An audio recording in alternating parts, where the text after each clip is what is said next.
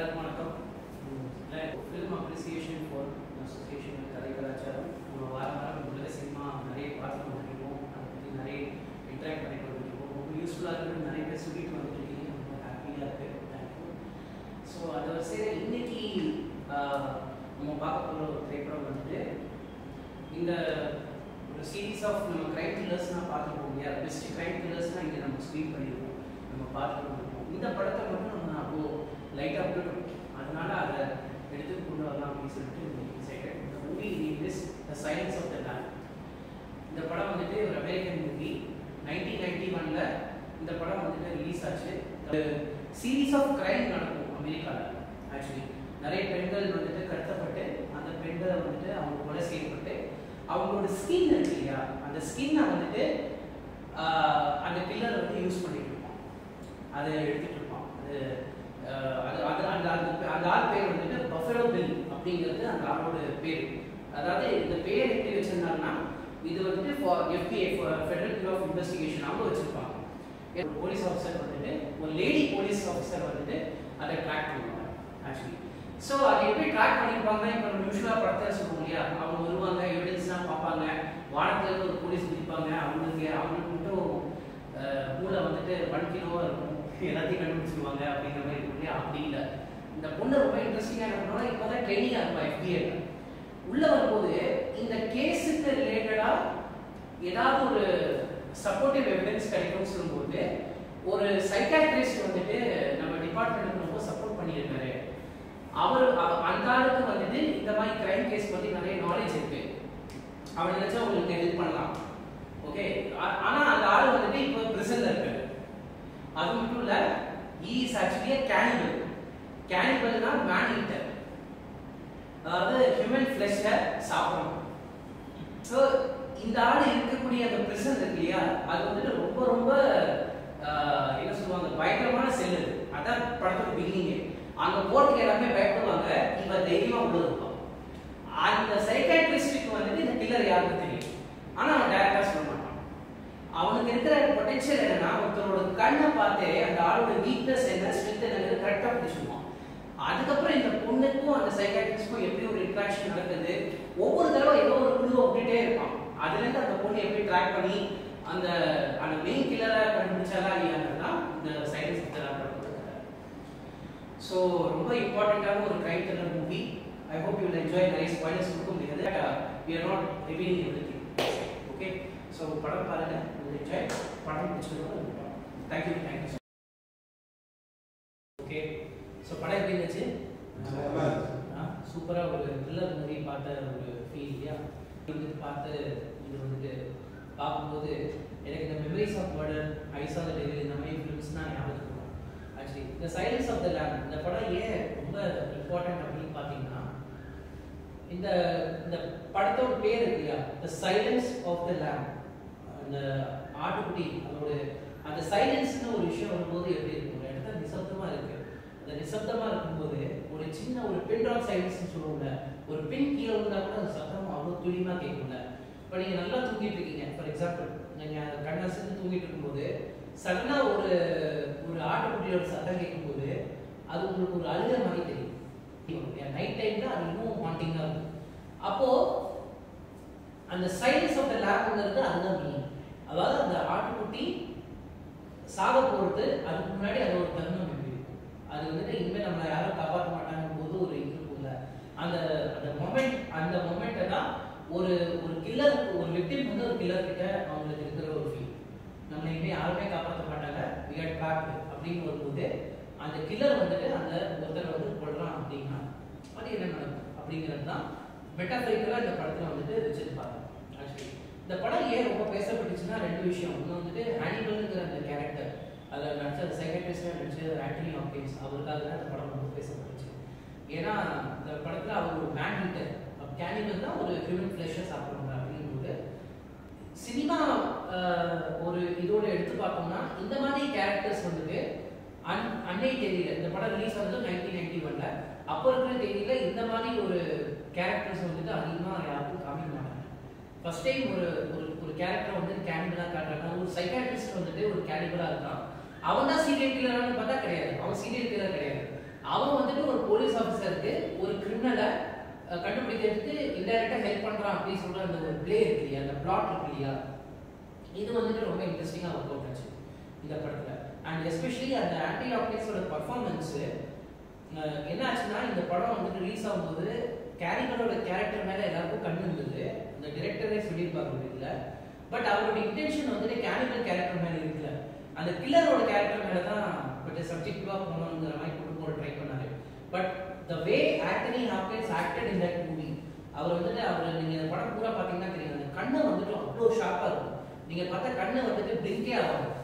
அந்த கண்ணு அசலுது இருக்கு இல்லையா, கண்ணை பிங்கிள் பண்றதோ, நம்ம ரெகுலரா பேசும்போதே கண் சிமிட்டுவோம் இல்லையா, அந்த கண் சிமிட்டுறதோ எதுவுமே இருக்காது. அவ்வளோ ஷார்ப்பா ஒருத்தரோட கண்ணுக்குள்ள பார்த்து ஒருத்தரோட இன்சைட்டை வந்துட்டு எடுக்கக்கூடிய ஒரு கேரக்டர். இப்போ நம்ம யூஸ்வலா சொல்லுவோம் இல்லையா, நீங்க ஒருத்தர் கண்ணை பார்த்து பேசுங்க அப்படின்னு சொல்லும்போது, கண்ணை பார்த்து பேசும்போது நமக்கு தெரிஞ்சிடும் அவங்க போய் பேசுறாங்களா உண்மையை பேசுறாங்களா அப்படின்னு. கிட்டத்தட்ட இதுதான் influence South Korean director Bong Joon ஹோக்கு மெமரிஸ் ஆஃப் மர்டர் பண்ணும்போது. நீங்க யாராவது மெமரிஸ் ஆஃப் மர்டர் பார்த்துட்டீங்கன்னா தெரியும், அதுல ஒரு போலீஸ் ஆஃபீஸரா இருக்கிற கேரக்டர் அடிக்கடி ஒரு வார்த்தை சொல்லுவாங்க, கண்ணை பார்த்து பேசு அப்படின்னு சொல்லுவாங்க. என் கண்ணை பார்த்து சொல்லு அப்படிங்கும் போது என்ன யார் வேணா நீ ஃபூல் பண்ணலாம், கண்ணை என்ன ஃபூல் பண்ணாது, நான் கண்டுபிடிச்சுவேன், என் கண்ணு ஒரே ஒரு கண்ணு போதும், நான் கண்ணை பார்த்தே நான் கண்டுபிடிச்சுவேன் இவன் கிரிமினலா நல்லவனா கெட்டவனா. அது உண்மையா இருக்கா இல்லையாங்கிறது அந்த படம் பார்த்தீங்கன்னா, அந்த படம் பார்த்தவங்களுக்கு தெரியும். அது ரொம்ப ஃபேமஸான டைலாக், ஒரு ஃபேமஸான கேரக்டர். அது வந்து இந்த படத்துல இன்ஸ்பயர் ஆச்சு. ஸோ இந்த படத்துல அவர் ரொம்ப அழகா ஒர்க் பண்ணியிருந்தாரு. அந்த கேனிபல் கேரக்டர் வந்துட்டு அந்த ஹானிபல்ங்கிற சைக்காட்ரிஸ்ட் அது யார் முன்னாடி வச்சிருக்காங்கிறது நம்ம பார்க்கணும். ஒரு போலீஸ் ஆஃபீஸர் கேரக்டர் ஒரு ஜெண்டர் டிஸ்கிரிமினேஷன் கிடையாது. ஜென்ரலாகவே போலீஸ்னு வைக்கும்போது ஆண்களை தான் காட்டுவாங்க.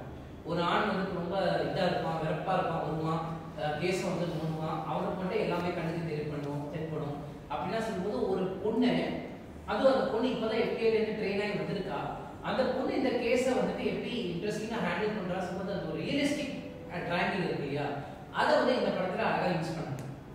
போலீஸ் ஆனதுக்கு அப்புறம் அவளுக்கு வந்துட்டு அதை விக்டிம்ஸை காப்பாற்றணுங்கிற அந்த ஒரு இன்டென்ஷன் இருக்கு. எனக்கு கண்ணு முன்னாடி யாரோ தவிச்சிட்டு இருக்கா, ஏதோ ஒரு பொண்ணு தவிச்சிட்டு இருக்கா, அந்த பொண்ணை காப்பாற்ற முடியலைங்கிற கில்ட்டோட ஒரு போலீஸ் ஆஃபீஸரா வாழ்றது அவருக்கு எந்த அர்த்தமும் கிடையாது. ஸோ அவ வந்துட்டு எதுவும் போராடுறா, அந்த கில்லரை பத்தி ஏதாவது ஒன்று கிடைக்காதா, ஒரு சின்ன விஷயம் கிடைக்காதா அவனை பிடிக்கிறதுக்கு அப்படிங்கிற மாதிரி அவன் தவிக்கும் போது, இந்த சைக்காட்ரிஸ்ட் அதை புரிஞ்சுக்கிட்டு பிகாஸ் ஏன் இந்த கேரக்டர் அப்படி வைக்கிறான், பிகாஸ் அவனுக்கு ஒருத்தரோட உள்ள இன்சைட்ல இருந்து எடுக்க முடியும். இப்போ மற்ற போலீஸ்னா என்ன பண்ணியிருப்பாங்க, கொஞ்சம் ஒரு காமன் சென்ஸோட யோசிச்சு பார்த்தோம்னா என்ன பண்ணியிருப்பான், வந்து ஒரு 2 சாக்ஸ் சாத்திருப்பான், இல்லை கேவலமா 2 வார்த்தை பேசியிருப்பான், ரூடா நடந்திருப்பான், அவன்கிட்ட ரூடா நடந்துட்டு ஒண்ணுமே கிடைக்காது. அதான் கேரக்டர். ஜென்ரலாவே போலீஸ் அப்படிதான் இருப்பாங்க. ஒரு ஆண் போலீஸ்னு வந்தாலே என்ன ஒரு ஆட்டிடியூட் ஒன்று அங்கே வரும்ல, டேய் நான் ராம்லடா அப்படிங்கிற ஒரு ஆட்டிடியூட் அங்கே காமிப்பாங்க. பட் இவன் அப்படி பண்ண மாட்டாங்க. இப்போ ரொம்ப சென்சிபிளா கொஸ்டின் அண்ட் ஆன்சர் தான் கொடுத்து இதுக்கு எனக்கு ஆன்சர் கொடுங்க, let's keep a question and answer மாதிரி இருக்கலாம், கிவ் அண்ட் டேக் மாதிரி ஒரு டீல் வைக்கலாம், இதெல்லாம் சொல்லும்போது அவனுக்கு ஆக்சுவலி அவனுக்கு மேலே ஒரு இது வரும், என்ன சொல்லுவாங்க, ஒரு சாஃப்ட் கார்னர் வரும். இவன் நல்ல பொண்ணா இருக்கா, இவளுக்கு உண்மையிலே இந்த கேஸ்க்கு ஹெல்ப் பண்ணணும் அப்படிங்கிற ஒரு இன்டென்ஷன் வருது. ஸோ இந்த கேரக்டரை கொண்டு போன விதம் இருக்கு இல்லையா, இந்த ஜாடி ஃபாஸ்டரோட கேரக்டர் இன்னொரு அவ பொண்ணா இருக்கிறதுக்காக பயங்கர சாகசமா காட்டி அவ அடிப்பா, கராட்டே பண்ணியிருக்கா, இதெல்லாம் பண்ணுவா, ரவுண்ட் போட்டு அடிப்பா, அதெல்லாம் இல்லாம வெரி இன்ட்ரெஸ்டிங்லி அவ எப்படி லாஜிக்கலா அதை அப்ளை பண்றா, அண்ட் அந்த கில்லரை நோக்கி போகும்போது அவன் என்ன மாதிரி பேசிக் இன்ஸ்டிங்க்டோட போறா அப்படிங்கிற மாதிரி தான் சிம்பிளா பண்ணியிருப்பாரு. அது இந்த படத்துல ரொம்ப சக்சஸ்ஃபுல்லா பிளே ஆச்சு. இந்த படத்துல ஸ்பாயிலர் அலர்ட், இந்த படத்துல இருக்கிற இன்னொரு முக்கியமான விஷயம், எண்டிங்ல வர இந்த டிரான்செக்சுவல் கேரக்டர் இந்த படத்துல டிராவல் ஆகிற கேரக்டர் தான் ஒரு கில்லர் அப்படின்னு காட்டும்போது ஆக்சுவலி இது வந்து ரியலா நடந்த ஒரு இன்சிடென்ட். எவ்வளோ பேருக்கு தெரியும் இல்லை, 1981 ஆர் சம்திங், நெட்ல எக்ஸாக்ட் இயர் தெரியும். ஒரு சீரியல் கில்லர் வந்து ஒரு 5 பொண்ணுகளை கொலை பண்ண ஒரு ஸ்டோரி இருந்திருக்கு. அந்த சீரியல் கில்லரை பிடிச்சிட்டு அப்புறம் பண்ணும்போது அவனுக்குள்ள இருக்கிற அந்த டிரான்செக்சுவல் பிஹேவியர் வந்துட்டு டெண்டன்சிஸ் வந்துட்டு வெளியில வந்திருக்கு. பட் அவர் வந்து அந்த ஒரிஜினல் கில்லருக்கு ரிலேட்டடா எழுதிக்க மாட்டார், கொஞ்சம் மாற்றிருப்பாரு. அதுதான் தாமஸ் ஹாரிஸோட கதையை தான் இவங்க எடுத்திருக்காங்க, இந்த படமா எடுத்திருக்காங்க. அதனால ஃபர்ஸ்ட் டைம் ஒரு டிரான்செக்சுவல் கேரக்டர் ஒரு வில்லனா காட்டும்போது இதை டிரான்ஸ்ஃபர்மேஷன், அதாவது எப்படின்னா அண்டர்ஸ்டாண்ட் பண்ணிக்கணும்னா அவன் ஒரு ஆண், பிறப்பால் ஒரு ஆண், அசைன்டு ஜெண்டர். பட் அவன் ஒரு ஆணா இருக்க பிடிக்கல, அவன் ஒரு பெண்ணா தான் தன்னை வந்து நினைச்சுட்டான். இப்போ அவன் வந்துட்டு தன்னோட செக்ஷுவல் ரீஅசைன்மெண்ட் சர்ஜரிக்கு அப்புறம் தன்னை ஒரு பெண்ணாவே கம்ப்ளீட்டாக மாற்றுற ஒரு ப்ராசஸ் இருக்கு இல்லையா, அதை அண்டர்கோ பண்ணுறதுக்காக தான் இந்த சைக்காட்ரிஸ்ட்டே வந்திருக்காங்க, கவுன்சிலிங்காக வந்திருக்காங்க. அதான் கதை. படம் நிறைய டேரக்டர்ஸ்க்கு இன்ஸ்பிரேஷனாக இருக்குது. ஃபார் எக்ஸாம்பிள் நீங்கள் இது ஒரு ஷார்ட் இருக்கும், ஒரு அந்த கேரக்டர் டிரான்செக்சுவல் கேரக்டர் வந்து பின்னாடி அப்படியே நியூடாக உட்காந்துருப்பான். அப்போ வந்து கேமரா வந்துட்டு அப்படியே பேன் ஆகும்போது அந்த ஸ்கின்னை வச்சு அவங்க வந்துட்டு ஏதோ பண்ணிட்டு இருக்காங்கிற மாதிரி நமக்கு தெரியும். ஒரு ஷார்ட் வந்துட்டு வச்சிருப்பாரு. இந்த ஷார்ட்டை அப்படியே டைரக்டர் கிருஷ்ணன் சார் வந்துட்டு சைக்கோங்கிற படத்தில் வந்து காமிச்சிருக்காரு. சைக்கோ படத்தில் அந்த வில்லன் வந்துட்டு பேக்கில் வந்துட்டு அப்படியே ஒரு நியூடா ப்ரொஃபைலை காமிக்கிற மாதிரி ஒரு இன்ஸ்பயர் பண்ணி காமிச்சிருப்பாரு. அவரையே செட்டிங் இருக்குல்ல, இந்த ஒரு ரூம்குள்ளே அடைச்சி வைக்கிறது, இந்த மேட்ரு, இதெல்லாம் இந்த படங்கள்லேருந்து வர இன்ஸ்பிரேஷன் தான். இந்த படம் தான் இன்ஸ்பயர் பண்ணிச்சு ஐ சா தி டெவில் டைரக்டர். அவன் இன்னும் க்ரூடா பண்ணியிருப்பான். அதை வெட்டி அந்த பொண்ணுங்களோட பாடியை கட் பண்ணி அந்த ஒரு அது ஒரு மாதிரி ஒரு சைக்கோபேத் கில்லர், அவன் எப்படி ஒரு வீடு இருக்கும், அவன் எப்படி கொலை பண்றான்றது காட்ட ஒரு ஸ்ட்ராட்டஜி இருக்கு இல்லையா. அது இந்த கொரியன் டிராமாஸ்க்குனா பெரிய இன்ஸ்பிரேஷன் இந்த மாதிரி படம் தான். So Korean films they were inspired by this type of thing. And அவங்க ஊர்லேயும் நிறைய கொலைகள் நடக்கிற கேசஸ் தான் வச்சு அவங்க காமிக்கிறத பற்றி இப்போ நம்ம இந்தியன் டைரக்டர்ஸ் தான் ரொம்ப ஃபேசினேட் ஆகிட்டாங்க. இந்த மாதிரி நம்ம காமிக்கணும், ராவா காமிக்க எப்படிங்க. இந்த படம் வந்துச்சு. இப்போ விஷ்ணு விஷால் ஒரு படம் வந்துச்சு. என்ன படம்? ராட்சசன் தான் பார்த்தீங்கன்னா கிட்டத்தட்ட that was highly inspired by I saw the devil and இந்த மாதிரி மெமரிஸ் ஆஃப் மட்டர். இப்போ மகாராஜா படம் பார்த்தீங்கன்னா மாண்டேஜ் ஒரு கொரியன் படத்துக்கு ஒரு இன்ஸ்பிரேஷன் தான். ஸோ அந்த மாதிரி நிறைய இதோட பாதிப்புகள்லாம் வரும். அது ஓல்டு பாயிண்ட் ஒரு படம் அண்ட் மாண்டேஜோட இந்த மாதிரி மூவிஸ் வந்துட்டு ஆக்சுவலி அந்த எரா வந்துட்டு it's a beautiful era, golden எரா.